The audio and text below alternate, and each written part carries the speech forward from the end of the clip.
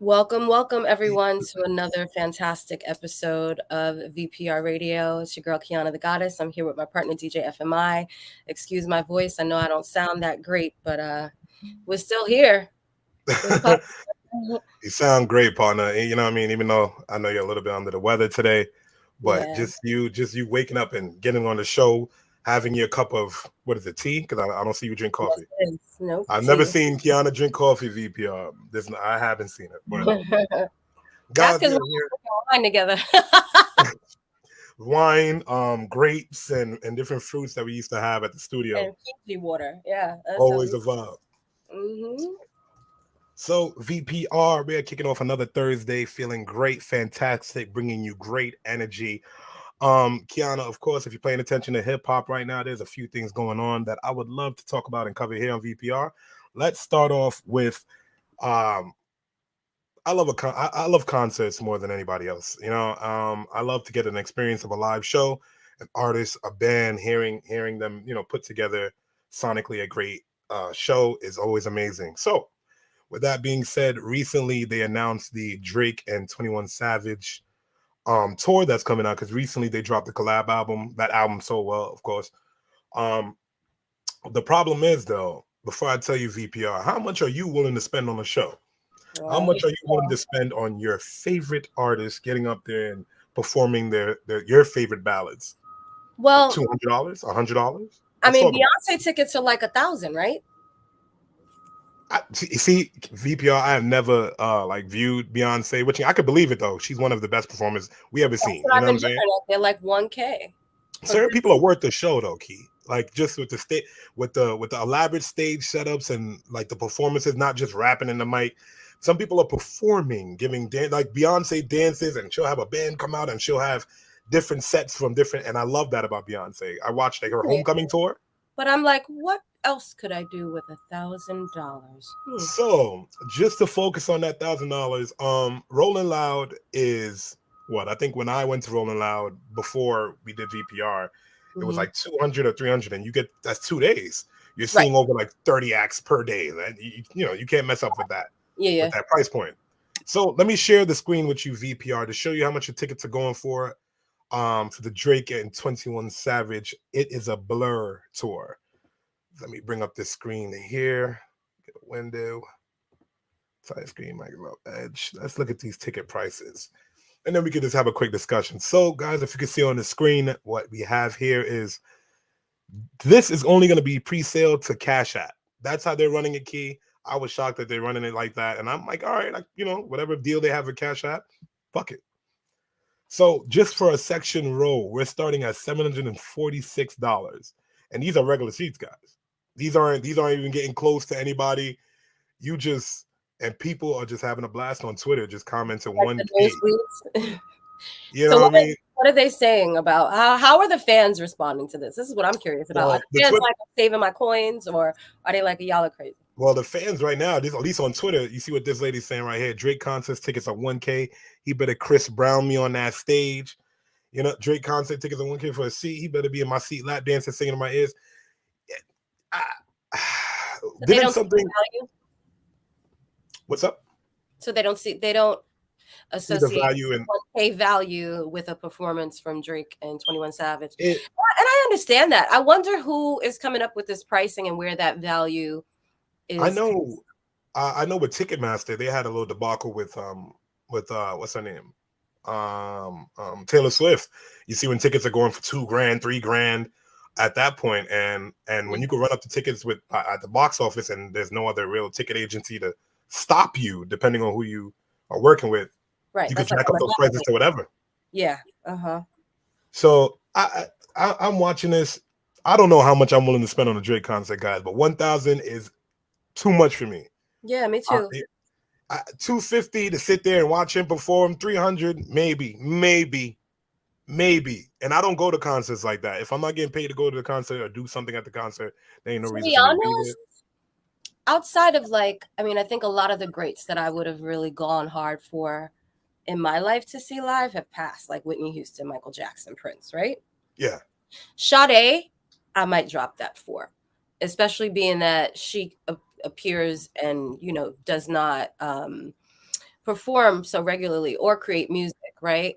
Mhm. But $1,000 a pop, I just don't. I do wonder where they are coordinating these numbers from and where they're Eh, just like pulling them, because it doesn't sound like it's a data. Is it according to yeah, how many streams? Is it and are you looking at your audience, your target audience, and seeing what's their like median income? Like, what are the factors? My data mind starts going like, where did you come up as with it should. this? I'm like, people can't afford regular things right now just for tickets to be a Right, we're thousand living in dollars. So it's just like inflation. for the Like, people I that just do have it. don't.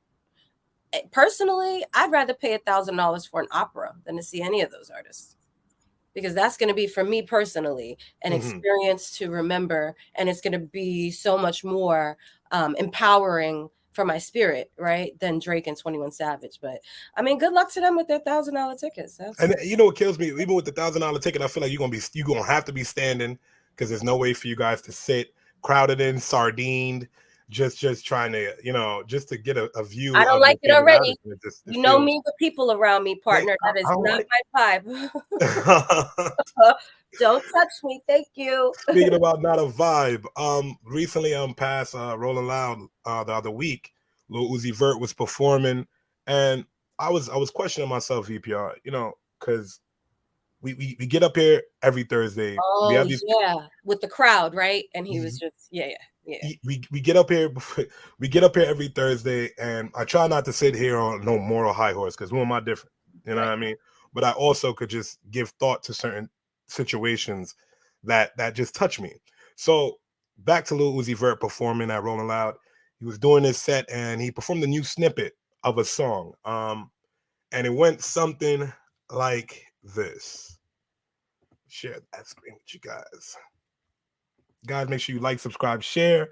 Of course, we appreciate it. And check out this clip that we have coming up now.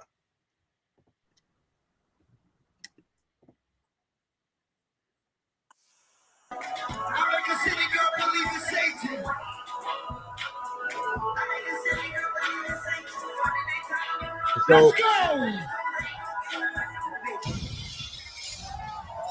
VPR, if you didn't hear what he was saying, and the reason I brought the clip back, Lil Uzi Vert was questioned about, his beliefs, which I'm not here to tell anybody what to believe in, but during his live performance, he was sitting up there saying, "I make a city girl believe in Satan."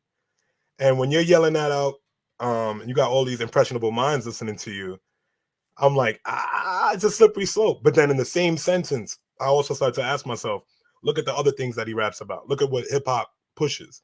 Is there any difference between this man pushing, I make a city girl believe in Satan, and then in the next bar, oh, I'm a shooter guy, and that's acceptable? Kiana, your voice is muted, so I wasn't hearing it. But Sorry, I agree with you. I was gonna say I had actually loved to. I see JD pulled up, so I'd love to pull him into this conversation because I really want to get his input. And for you guys that are not familiar, we have coming onto the stage JD Mass, the author of Race for What. He is a psychologist. He is a phenomenal man and very deep and independent thinker that brings a lot of wisdom. So come on up, JD, one of our What, besties. Hi. yes, what is up? What's Two of up? my favorite people. Facts. what's Same going here. on, JD? How's you doing? Doing well, doing well. So before we get into more about Race for What, because we're at the tail end of this conversation, I'm sure you heard what we were talking about, which is Yes. Vert screaming about Satan, and then FMI's thoughts on the messaging in hip hop. What are your thoughts on this? So it's interesting because yesterday I was riding with my mom, and she had on her phone like her Pandora or whatever station, iTunes, and she had a Johnny Cash song on. And it was talking about I went into this bar and I shot this dude and I was like, whoa, because I never listened to Johnny Cash before. But I like, what's the difference between that? I asked her, what's the difference between that and all the Right. complaints about modern day hip hop? Mm-hmm. And she was like, yeah, it's the same. It is the exact same thing. It's really entertainment when he did it, and it's, considered influence, and it is influence on everybody's end. So um there's the hypocrisy on one end between, like with white folks shoot somebody up. One of my favorite songs growing up was when Scarface and Ice Cube did the song, and Face talked about it. You know, David Duke's got a shotgun, so why are you upset? Because I got one.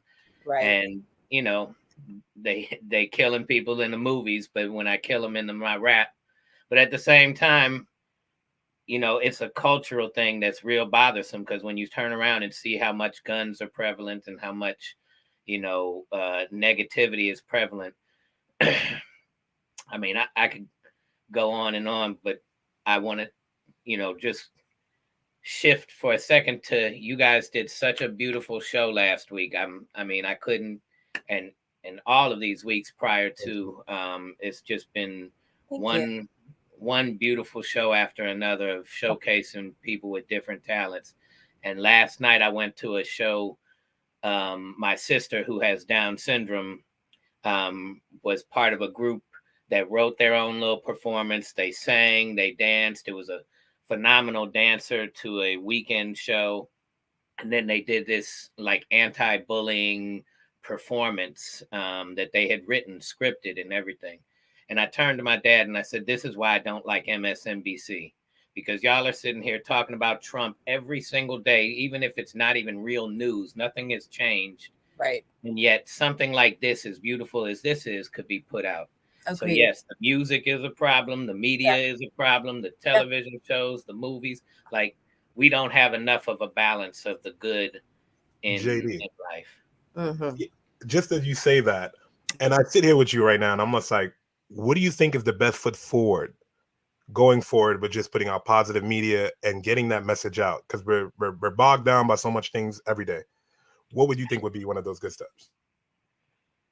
Honestly, it's what you guys do. Like, really, this is why I, you know, keep calling, and we're trying to figure out ways to work together, because it's just a positive message. It's the for, you know, to plug the campaign. It's the showing love. It's the really demonstrating and pushing out more and more content of that.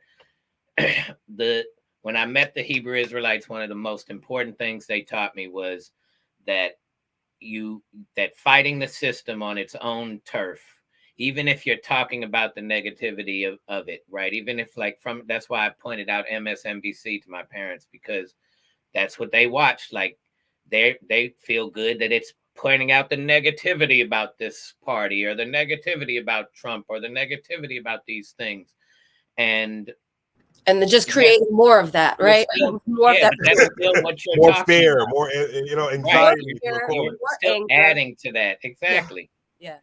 Like, why can't we showcase beautiful things and make that more popular to do than, you know, if you want to get on the news, the fastest way to get on the news is go pop somebody. JD, every day I turn on like YouTube, whether it be the news, and I'm seeing one of these young kids in these high school shooting, and I'm sitting there thinking to myself, like, I'm like, all right, what outlets did I have as a child that I did after school programs, things like that, and how can we reach these kids now? Because I'm getting sick of the reaction content. By that I mean, you're seeing individuals go in Walmarts and things like that and harassing other individuals that are working. And a lot of our youth are doing that to become big and clout, and we're getting so lost in it. So what do you think? How could we counteract some of these actions that people are doing for fame, notoriety, and it's what's your answer to some of that? It's really just showcasing more positive things, because there's so much more positive. Like, if we took account on a positive thing happening versus a negative thing happening, I went back to my school. My school is in a 50-50 neighborhood of white and black, yet the school district is mostly black. The black folks are in a much more poor, you know, marginalized area of just this little county than where, and the school rating was like 2 out of 10. And the violence has gone up since I was there 30 years ago. It's my 30-year reunion coming up this year. And yet they built out a whole arm, and they compete in robotics, and they do such a great job. So why are they a 2 out of 10? Why isn't that publicized more? Why isn't, right? We got to get the publicity out of it. My friends whose daughter goes there, showcased their daughter building a computer. Like, for real, that's something that should be showcased, not when somebody comes in and is doing harm to someone. So we have to build out this sort of VPR way of doing things where you guys are constantly showcasing things, and like, positivity has to be demonstrated more. So, going back to that Hebrew Israelite thing, the threat, as we talked about before, is the real threat to the system is peace and harmony and love. And so even if we're talking about negative things in a negative light, we're still giving them so much energy and information instead of just showcasing that there is so much more happening behind the scenes that's good. We just don't have to, you know what I'm saying? Like, we're more triggered by our fears. Like, yeah. And it's easy to be triggered by fears when people keep perpetrating them, right? And keep like preying upon them so that you can have that reaction. So I completely agree. And thank you so much. We love the VPR way, the JD way, which starts and ends with love. So speaking of which, I definitely want to talk about your message of love and how that has come along and what your purpose is.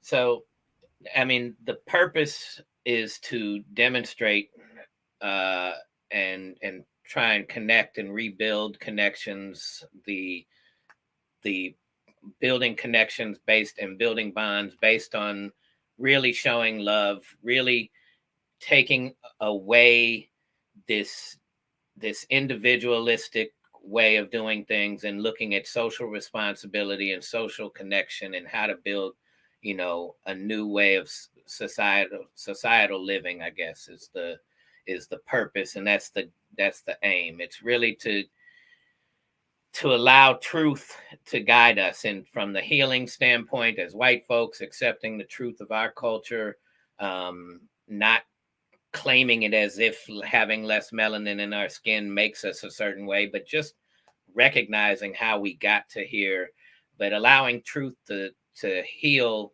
and allowing us to recognize the truth about Indigenous and Aboriginal cultures that do not have this level of violence and destruction at its core. Not that we were born violent, but we were born into a system that created it based on scarcity and all of these things. And so if we can start to address it and bring forth truth, we could see that the earth works already. We don't have to change it. That loving each other feels much better than trying to go get our own individualistic way of doing things. So that's really the purpose of the work that we all do here on this, for sure. I love that. You're really creating and lifting the vibration of all of those around you with your powerful message. I did want to ask you, when did the idea to write Race for What come to you? Was it when you were speaking with the original Israelites? Like, what was the moment where you were like, I have to write this book and I have to get the truth out there no matter what? So honestly, if you ask my father who would have written a book, the last person on earth he would have said was me, right? Like, he was my editor throughout everything I did. And and it would come back so marked up, and I just couldn't stand the English language, so I never really thought about writing a book. And then I went through my doctorate program, and in the doctorate program there was all these really like good-hearted folks, and there were people, and then I started getting involved in white anti-racism work around the same time. And there was a lot of really good-hearted folks that didn't understand that when you show up brand new to somebody, and the first thing they see is this race that we've been taught to see, right? But as white folks, we aren't taught to hear we're white folks. We'll say it was a black man that, did this. It was I went to the store and it was an Asian guy there, and it was a black woman there, and it was a this, that, and the other. But if we just saw white folks, we'd just be like, it was, this lady there and that woman there and that man there. We're so not used to even hearing our own selves, right? And hearing our own race be mentioned. So that was a level of uncomfort. And when I started talking to folks, it got exhausting. And I was like, you know what? The best way I could do this to get my message out to the most is to have something like a book. And so it was easier to, one, I'm a much better storyteller than I am an actual kind of like writer of facts. And so the steps were much more difficult. But it's taken on different forms. At the first when I first did it, I was so angry with the way people weren't knowing history and this, that, and the other. And I just wrote out all these notes in a notebook, and then that notebook got stolen and my backpack got stolen. And then I met a man that was going to be. The universe was like, not that version. Yeah, not that version. Exactly. Oh no, you don't. And then it was, but I always wanted to do it from a psychological standpoint of what led us to believe these things, what led us to create this whole system based on this level of violence and deception and destruction. And then it was, I met a guy who, somebody in in White People for Black Lives said, "Are you sure that's not the CIA?" Because the way we met was so like at this real obscure cafe. I was going through conflict resolution at the time with White People for Black Lives because I had upset the Jewish folks in the group, and even like I wanted to build people up so much that I had made two women feel uncomfortable, and they reported it. And they both said I never tried anything, but the fact that I was reaching out to them to try and help them aggressively or things like that. Or I made one off comment about one of them because she kept making comments about me. Anyway, it all got worked out. But when I was in this little cafe having this discussion about my history toward an approach towards white people, this Black guy was in there and he was messing with his computer, and he was talking about he was doing a podcast that I have never seen about and he interviewed me. He ended up interviewing me, but we sat and talked, and he said he was from St. Louis, and he claimed he was from my rival neighborhood, and he said he was a ghostwriter and I should write a book. And he started interviewing me about writing the book, and we put together an agreement that said he would be the ghostwriter and he would get 50% because I couldn't afford to pay him at the time. And he said that and in his very first question to me was, what are 6 steps to healing racism? And I hadn't thought of it in that manner before, and I just rattled off 6 steps, and I ended up making reparations a separate step. I had it included in one of the 6 steps at first, but all the other steps are there, right? And so that became that one half of my book, yes. And then the other half, as I was talking to this other woman that I knew was a writer and trying to convince her to be a ghostwriter when this guy turned out to be a ghost, she just said, "Nope, I will edit it, but you need to write this. This has to come from your voice." And she said, "Write your stories, write the journey of your life, and then we'll add a little bit about the 7 steps." And then it became, when I did the 7 steps, it became, we might not need the stories. And then we figured out how to make them both fit in there in a way that worked. And that's how Race for What came about. VPR. I'm always astonished at just like when people are taken aback having these conversations, and I get it. You know, it is a very jarring conversation to have about privilege. So when I'm hearing about those 2 ladies, I'm almost like, the JD that I know offend someone? How? Almost like I can't fathom that. That's what I said. It's another part of JD. Almost like he'll break it down to you, and just open your eyes and just make you view it a certain way. So when you're telling me you're having experiences like that, it's a lot. I'm not politically correct, FMI.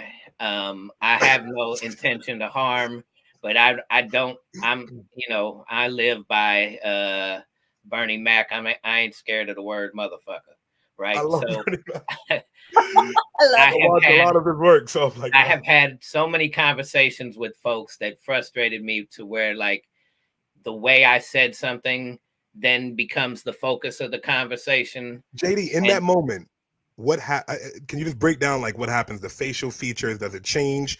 Does their demeanor change towards you? Do they not want to speak to you? Are they slamming doors? What's going on? Explain that to me. I just want to be there in that moment. yeah, I mean, like, what they hear is something that triggers them, and instead of the message being taken in, we start getting into, and my dad used to do this with me too, because he's very much into political correctness, but he also behaves correctly.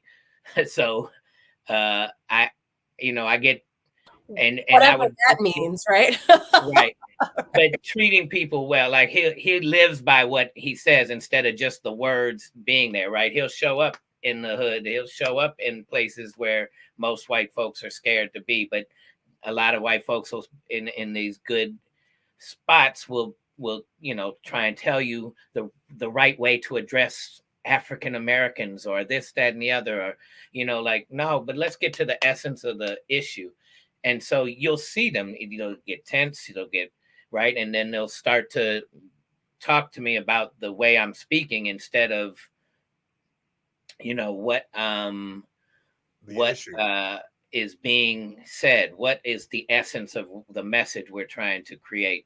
And I don't know if it's just different for me, and some people are so triggered by that they can't hear the message because of the triggered words, but that part is a great stomping block for sure. Well, I think it's interesting because you're such a different individual to be speaking out to this level on racism, right? So I think if the average, like, let's say we're at a rally, and the average white person sees you, they're not going to assume that you have the knowledge and the thought process that you do, right? So I Right. think it's even just like a level of comfortability, like, oh, he's one of us. And then you start speaking on the behalf of the Indigenous and the Aboriginal, and they're like, wait a minute, I thought you were an ally, but not recognizing you are an ally, right? You're an ally for humanity. And I Right. think that is what the big, powerful message is. And instead, they start attacking the messenger. But a lot of times, people aren't ready to receive this information either. And that's why, I'm so happy that you are doing this on such a grand scale, creating, the audio book, putting these powerful songs behind it, like making it all align with one another so that this message could just go out and be clear. This is truly something that needs to reach the entire globe. Yeah. I'm Yeah, the looking forward to audio bringing book this on the is road, VPR. Sooner or later, JD, we have to have like a live show where we get up on stage and we discuss these things. This is something I've been thinking yeah, about. And I have a few organizations that reached out to me yesterday that Yeah. wanted to get in touch with you, JD, and what we're doing here, just so they can yeah. help us bring out this positive message. So I'm Oh going to speak man, to you after the fact. that's Yeah. that's what we talked about behind the Mhm. scenes. That's what we want. Fantastic. And this book is going with me tomorrow to a school that I'll be speaking at for Career Day. So All right. we'll just let you know straight up. All right. All Yes, right. I love it. I appreciate the love always. Yep. And I mean, that's what we're looking for, is to start building these connections, bringing in more organizations, and I know that in the beginning, certain, like for instance, my father always taught me to look at things and creating things the same way you would create a building. The foundation is built with different materials, and a different expert needs to come in, and even the planning is different.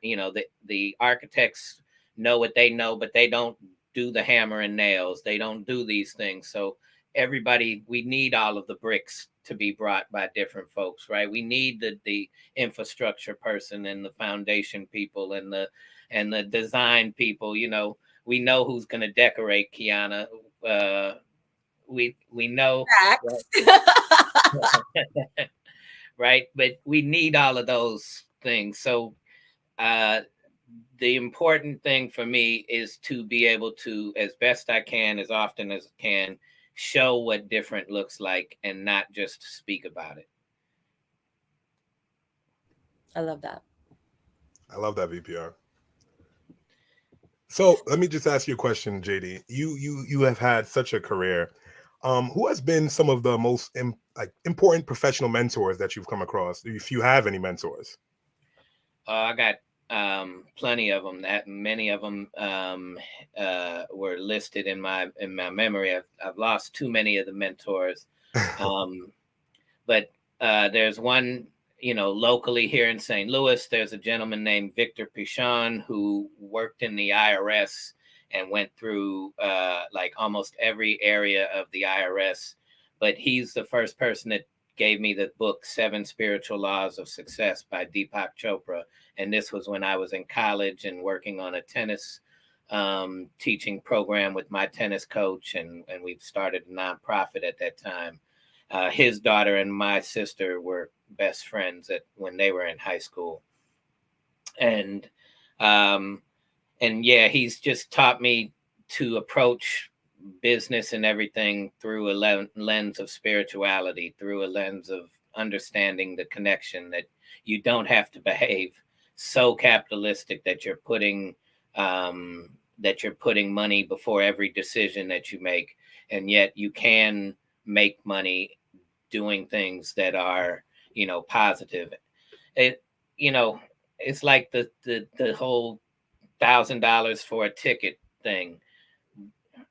If Beyonce did the show for free and paid her staff, she'd still have way more money than you and I need to live off of, right? Like at some point, when do we stop the race for more and more and more and more?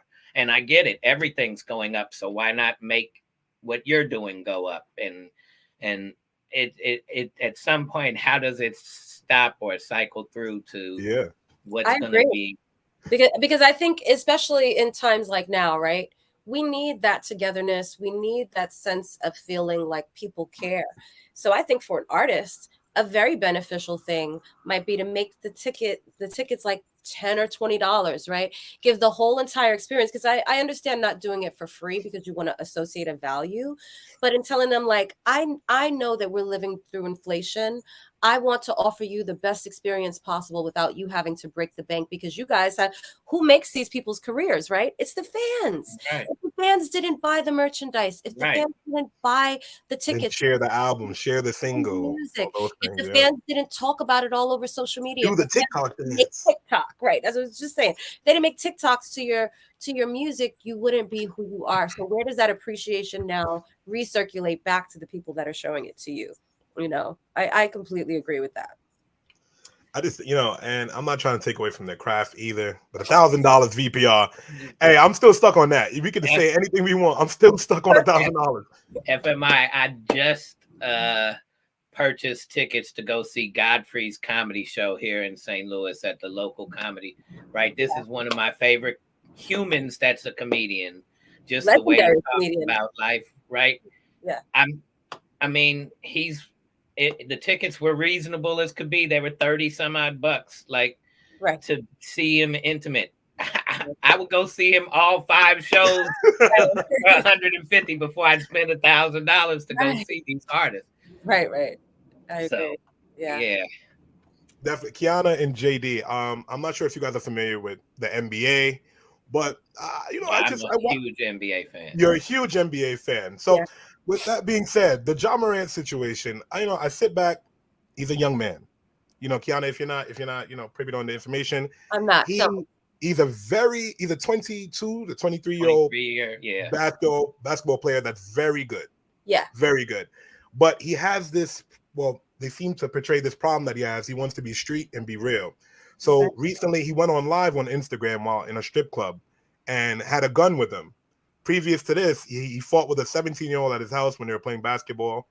Okay. And more stories are leaking out. So when I sat back and I'm looking at them suspending him from games, and they should, and I think about Meta World Peace where they suspended him for like half the year. Yeah. And then I look back a month ago to Kyrie and him just retweeting that. Yeah. How much games did he miss for this man that just brought a gun? Right. And he got caught flashing a beam outside of the team bus at the other opposing team. Partner did, yeah. All of his partner did. So when I see all of that, and I'm just watching how they weigh what he's done with what they did against Kyrie, and I just sat there this morning. I was like, it's interesting how they view things. When you speak upon certain individuals, boom, you pull out a gun in a certain club, and I don't know. It's a strange situation. Hey, boy, the media is powerful. It sure is, JD. Boy, they set the narrative, right? For sure. And look, at 23, I did some stupid shit. At having the world looking at you all the time, yes. But like Shaq said too, you turned it, like you had to do enough thinking to turn Instagram on live and then dangle this little gun. 380 or whatever it was, little gun. Yeah. And then and I don't even know, you weren't even posing with, like, I don't even know. So I hope that that he speaks to people like Allen Iverson, who went from, who had to uphold a whole culture and fight a whole system like on his back, that came from those streets much differently than Ja did. Yeah. That had to go through his transformation to change. I hope that he looks at Kyrie, who to me handles himself as good as, I mean, my two favorite people from the NBA that handle the media and all the trash talked about them is Russell Westbrook and Kyrie, in the way that the media tries to shape these guys as being bad teammates and horrible people, and yet, you know, every basketball when they were doing the snake and the bad guy narrative, it's what makes them more dollars, honestly, at the end of the day. But every basketball player will tell you how great of a human being Russell Westbrook is or Kyrie is, and I mean the amount of giving back that these two do to their, but you see these, and let's be honest, let's, call it what it is. You see these white, out of shape, unathletic folks going at them and trying to get a name off of them. And yet Kyrie posted something to uplift his people. Yeah. And because it had some things that were off-putting about Jewish people, 97% at least of this video was about uplifting his people with the truth. He didn't market it. He didn't push it. Maybe he should have said, I don't believe in everything, but I do want to show what the value of this is. But he's so defensive from that perspective. But yeah, he got 6 games suspension for that, and then 8 games for showcasing a gun and for being this type of an example. For him having it, them supposedly saying, oh, he maybe brought it through the arena, he maybe had it on here, brought it on the tour. And so I love Ja. I love his spirit and energy, and I don't know what's going on with him, and I hope that he becomes a greater example. And maybe this had to cleanse out of his system, Maybe this was his prune juices. JD, it's prune juice.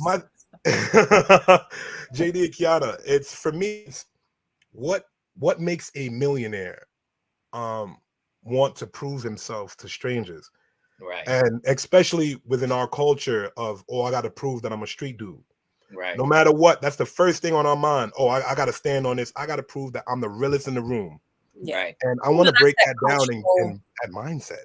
That's that cultural, generational, oppression, I think, that we're feeling. But I think, JD, you made such a great point, because even talking about, like, I thought back to Russell Westbrook, right? They used to talk, I don't know if they're still talking so much crap about him in the media. Every day. Every day, Kiana. Every day, no matter how much his teammates and that's how it was. So if you think about it, right, the more you smear someone, you're taking away from their credibility, from the way that other people view you, right? And if you don't know someone personally, you're likely, even if you don't know that you're being biased, to be biased toward that individual based on what you've heard, based on what you've read, but it's based on what you've seen. It's terrible, because, like you said, these genuinely good human beings are being portrayed. Do you think there's any way that we can fight the media? I know we talked about, like, more positive content. Do you think that is the perfect balance to kind of pushing through all of the negativity and how it's portrayed on a day-to-day basis? Like, for every bad story, we've got a good story, a story that's uplifting, a story that's positive. I think it's important to realize this is thousands of years in the work that now have this mega platform of internet and media and everything that has taught us to get our information from these different sources.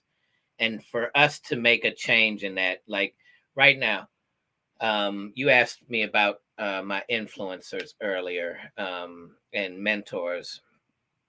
Two of my, they are not direct mentors, although one I'm developing a relationship now, but two of my inspirations from a white anti-racism standpoint is Jane Elliott, who's the goddess of this, Love her. hands Yes. down, love her, and this guy named Dixon White.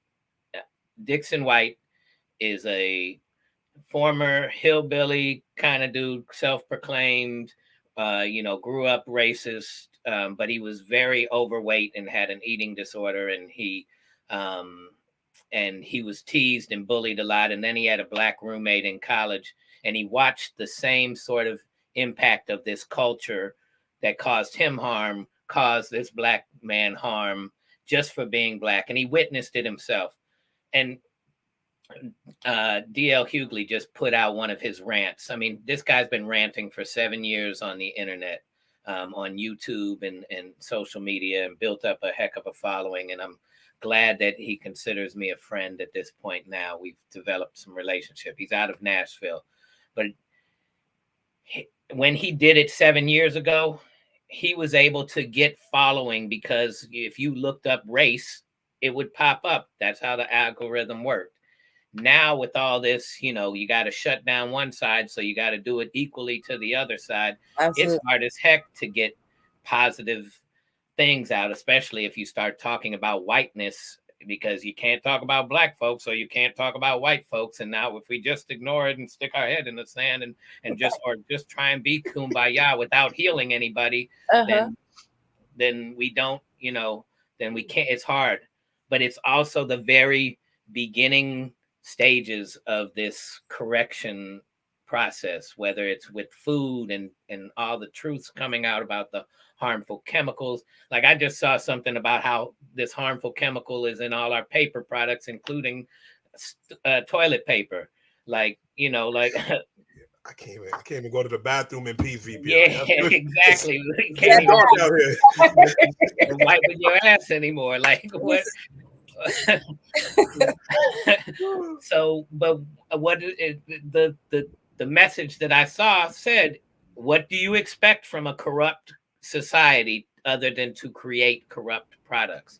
Right. So if we're in the beginning of this and we're fighting this, the only thing I can say is let's continue to be examples and know that in the beginning the snowball is the smallest and it's the slowest as it's going down the hill.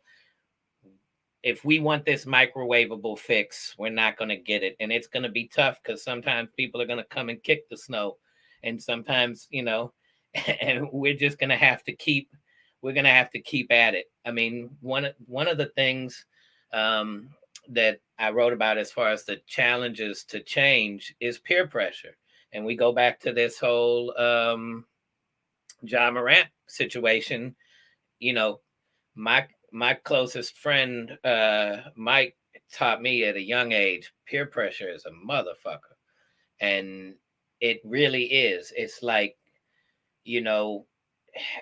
when you go to, even for white folks, when they go to changing their ways, they lose a lot of their friends that were friends. You start to feel this pressure. That's how gang banging grew through peer pressure, through, and Absolutely. you start to see these kids. I watched the Upshaws, and it was a good example. I don't know if y'all watched the Upshaws on Netflix with Mike Epps and I've seen an episode. It didn't make me laugh. It didn't make you laugh. So the daughter was hanging out with these wanting to be in the cool crowd, and the cool crowd was shoplifting, and she had to prove herself. And right, so I'm hoping that Ja has shaken a lot of that. But the peer pressure is a mother, and that's what the media knows. That's what the music distributors know. Yeah. That's what they were willing to promote that music. And I don't care that that's promoted as much as that it fits into a societal norm. If Yeah, that was just promoted and it was entertainment because the rest of the society was about showing love, it that's right. wouldn't have the same effect on us. You're But right. because that is the primary thing you see here, and the Mhm, primary thing you see here, and the mhm, primary thing you see here, and it's like we're faced with so much of that. The only thing that's a real threat to that is countering it with love, because going and fighting and saying how wrong that is still the way that Hebrew Israelites explained it to me was, as the biggest baddest armies between Russia and the United States, when we go into other countries and they're defending themselves on their own homeland, and they know the land, they know everything, they have the established parts in place, we lose. We lost in Afghanistan, we lost in Vietnam. We didn't, as big and bad as we lose when we're on their turf. So if we're protesting, they taught me that protesting the same way, if we're going out and protesting, and I'm not saying that it can't be done and it shouldn't be done to cause the distraction, but the protesting on that turf of this system that's already so ingrained in judicials, in government, in mhm, policing, in media, in education, in all these forms, mhm. if we're protesting them on their land, on Yeah, their home turf, we don't stand a chance, especially as militarized as they are. right. What we stand a chance for is building something new. And we know that they're going to come after us and try to destroy us. It's the whew, it's the most challenging part, to get somebody with some privilege to give that up, to go work on Yeah. something new that's actually going to be better for them, Right. but And for their kids and are for, and everybody, right? our Mhm. legacy and our future. I completely agree with you about protesting. And again, not to say that it doesn't have its place, but I just feel like, and especially now in this microwave type of society, right? There'll be a protest about this, there'll be a protest about that. It's very short sighted, not to Mhm. mention the biggest protest. Like you said, people are getting arrested, right? What happens ultimately? Does this message now cross over into actionable change? The best way to protest something that you're against is to stop feeding it, stop watching it, stop shopping there. You don't want this store, you don't like, let's say Walmart, right? A lot of people talk about Walmart and they got the guns. Why are you still shopping there? That's how you take your stand, right? You take Right. your power back, especially being that, the black dollars, how powerful, right? And yeah, Take it back. Give to your communities. we're Create something so more sustainable. but we love ourselves enough to want convenience so much that establishment the establishment is so convenient now. That's what I'm saying. Like, this is we have to recognize this is the end. This is the end game for a lot of it. It's and so on one hand, that's what keeps us going. My mom knows how horrible Amazon is. I worked at the largest facility here for a year and a half at night, and I told her it was a prison system, and she went, "Oh, you don't, you're just being dramatic." And then the next day, she read an article in the New York Times that said, "No, Amazon facilities are worse than prison conditions for the people that Wow. work there." Insane.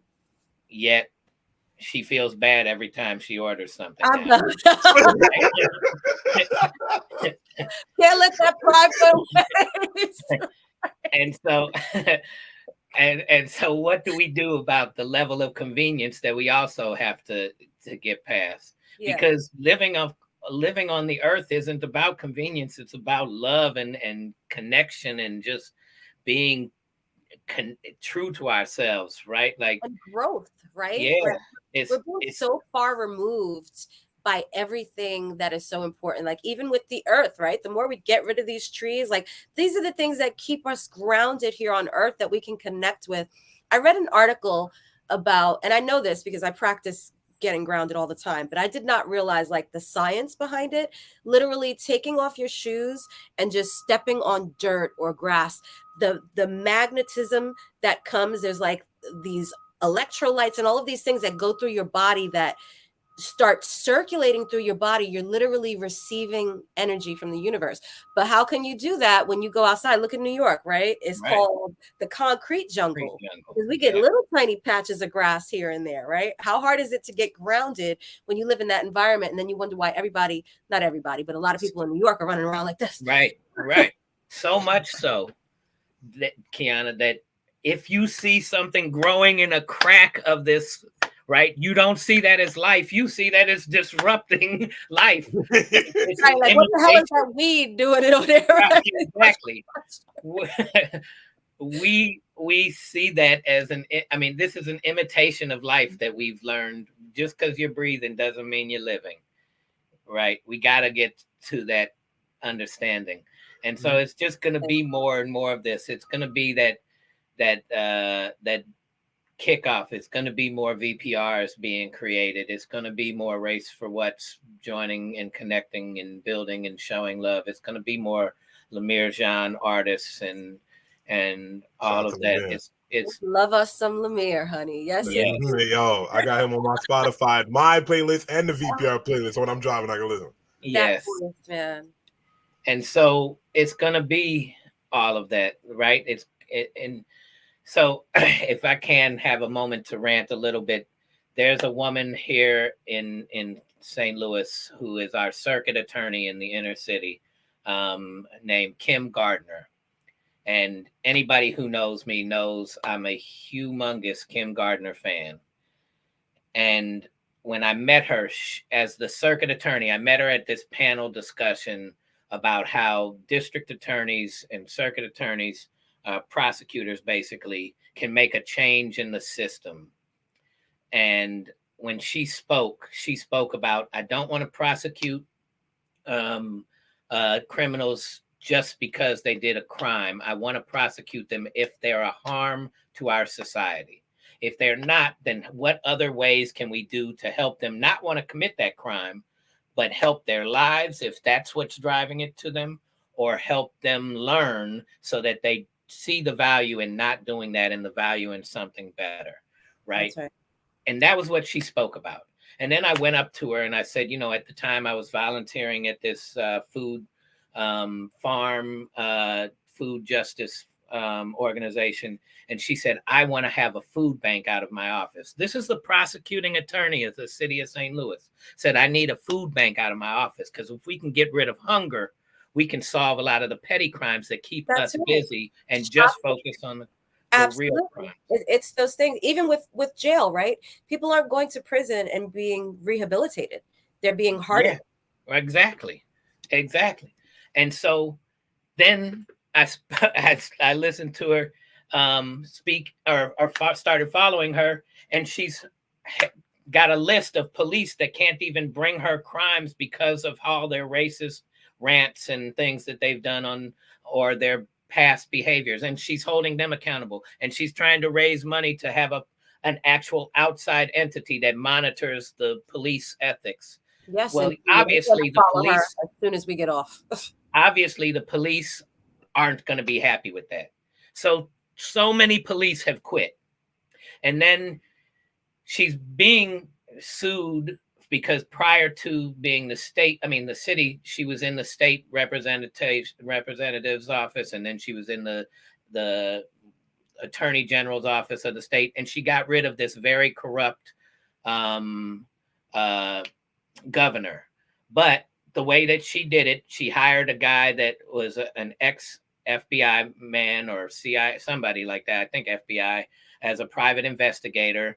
Who this guy was harassing young women and making them do things, and so she got rid of him. But this FBI guy withheld information too long. He didn't do anything to it. He didn't harm the information. He just held it on too long. So by the letter of the law, he did this, and she protected him. Especially, he was a black man, so the whole white system of Missouri was coming after everybody. Right. It was the letter of the law that they are trying to hold, and they're harassing the crap out of her about this. For years, they just keep harassing her. And then they say, well, she can't manage a staff. And so this is how the media is presenting her. She can't manage her staff. Okay, well, the staff is publicly paid. This isn't a private thing where she has the access to money and she has to make business decisions. No, she's making decisions based on the livelihood of the constituents of the city of St. Louis. And so if you're fighting this system, this is how entrenched this system is. If you're fighting this system from every single angle, at some point, something slips through the cracks. Now they're really going hard to have her removed from office. Why? Because somebody who her office asked the judge to hold without bail and without bond, and the judge gave him a bail, and he got out on bail, and her office went back and asked the judge, please revoke his bail, and he keeps doing crimes. And he was either running from the police or he was in a high-speed drive, and he took a young high school student who was a beautiful young girl, and he took her legs out. She either has no legs or she's paralyzed now at this moment. And they're saying she should have had him off the streets. How should she have had him off the streets? Right. She's not the judge. You have this Black woman mayor who was supportive of her, who's now got probably so much political pressure. Yep. That she's even saying, well, Kim has lost the touch of the people, lost the support of the people. When that's what she's really in touch with, right? Like that's the nucleus of what she's trying to do. And so, and I've been trying to get white folks involved in supporting her from the jump. Yeah. Look, Kim's from the very beginning, the police union, which is so strong in everywhere, and of course it's strong here. The police union were threatening her life, right? They were quitting on her. So we're not going to hold the police responsible for quitting because they're now trying to be held responsible. We're not going to hold the prosecutors who don't come and help her and who have quit on her staff as a staff. We're going to say she doesn't manage her staff. We're not going to hold them accountable. We're not holding everybody that's causing the distractions accountable. We're not even listening to what she wants to do as far as change and bring humanity to that. And she has been Angela Davis like, or, Malcolm X like even. I'm not moving from this rock. I stand on my love. And I got in trouble when she was running for office again for re-election, saying on this witnessing whiteness group chat that if she doesn't win, because I showed up to a march for her that went through the inner city, and there was probably 5 white folks out of all of these people. I'm so tired of everybody having to say, well, we'll support you when it's convenient, or, that's you guys, do that. And when you get to this level of change where we're comfortable with, we can do that. No, her life is on the line. Why should her life be on the line and the rest of us shouldn't? If you're about change, this is what change looks like. I went to organizations and they go, well, we stay out of politics. Okay, that's fine. You stay out of politics. There's an exception to every math rule in the world. Yeah. An exception exists on every mathematical rule. If the politician is actually standing for what you stand for, then how do you not get involved in that? Right. It's been so frustrating. Yeah. So I'm going to do my rant in my blog about it this week. But that is, thank you for the platform to just. Of course. It's so frustrating. Yeah, and this is unfortunately what happens as we see these progressive people that are actually proponents for real change that's going to be positive. We know that the bigger picture and the people that have created this system do not want that, right? Yeah. Because when we start becoming free thinkers, when we stop giving all of our money to these big organizations that don't take care of their people, when we fight back without even having to fight, now it's a problem, because now people start teaching themselves. They become more knowledgeable. JD. People want to make sure they maintain the status quo. The system is in place to disrupt you, to paint a picture about you, to all of these things. We have to be able to see and hear the truth, and we can't do it from just watching the same channels that have been giving us our information. If we want something different, we have to look for something different. We have to be able to see and know what something different really looks like. But people just waiting for her to fail is just the most disturbing thing to me. That's it. VPR, y'all see how we bring the energy in these discussions, these topics to you every Thursday with the one and only famous JD Mass. Every time we have you on the show, I have everybody texting me, I'm tuning in, I'm tuning in, I'm tuning in. Facts. So it's always a pleasure to have you on the show. This once again, you let everybody know where they can find you, what projects you're working on, things like that. So raceforwhat.com, all of my blogs, the audio book. I just finished the first draft, so now we have to go in and do the little, this sentence here, this sentence there kind of thing. So I'm actually leaving here and going to lunch with Pops and then straight to the studio and shout out to Trey Trizzle. This is Nelly's son, who is but beyond Nelly's son, he's his own young man, and I'm so proud of him. He's doing a great job producing the audio book with me. That's dope. And everything comes full circle, right? Yes. It really is. I'm like, that's fire. And he's starting to work with Lemire and Lamar, and that's just a beautiful thing to see happening. And so we got some great music. Shadiah, who's from the Hebrew Israelites, I got 2 songs from her. She's got an amazing voice. I got one song I've ever written that a young guy, Jacob Hensley, is going to be putting together. We're going to be recording that now. We've got songs from an older gentleman out here that really just got into following his passion for music and did a beautiful song about, what's going on, school shootings, but what's going on with our culture that we allow this. It's going to be a great audio book. I'm very excited about that and wanting to promote that well. And, the program I've been telling you guys all about, we are close. We have everything as far as the nuts and bolts. Now we just got to get it up onto the system and start testing it out and seeing what gaps in communication are there. And then, we will talk about but you can go through raceforwhat.com, FOR, not the number 4, but raceforwhat.com. Get onto the social media through there. On Instagram, it's Race for What. On TikTok, it's Race for What. And you can follow the page on Facebook. Keep adding on, keep reaching out, and let's build some great new momentum. And just, if I can, shout out to next week's guest, I believe, is Remembering Us. Yes. Podcast. And yes, I'm so proud of my little cousin, Lisa, because I didn't force this. She just brought it to me, and her story is amazing. And Ellery is my new little cousin. Love it. When I heard Lisa interview Ellery, I was like, oh, Ellery's a Race for What all day. Like, she's connected. So good. We need our allies, We're making the wall bigger, and we're building that momentum together, JD. Yes.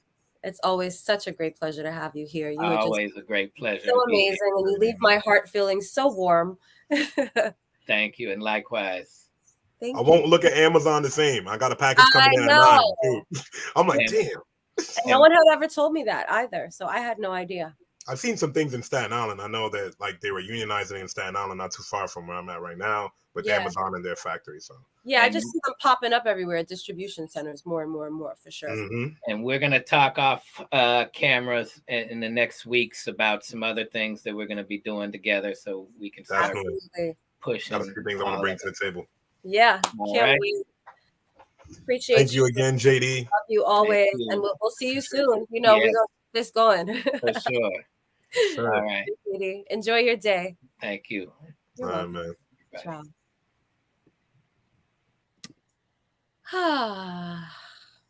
Yeah, man.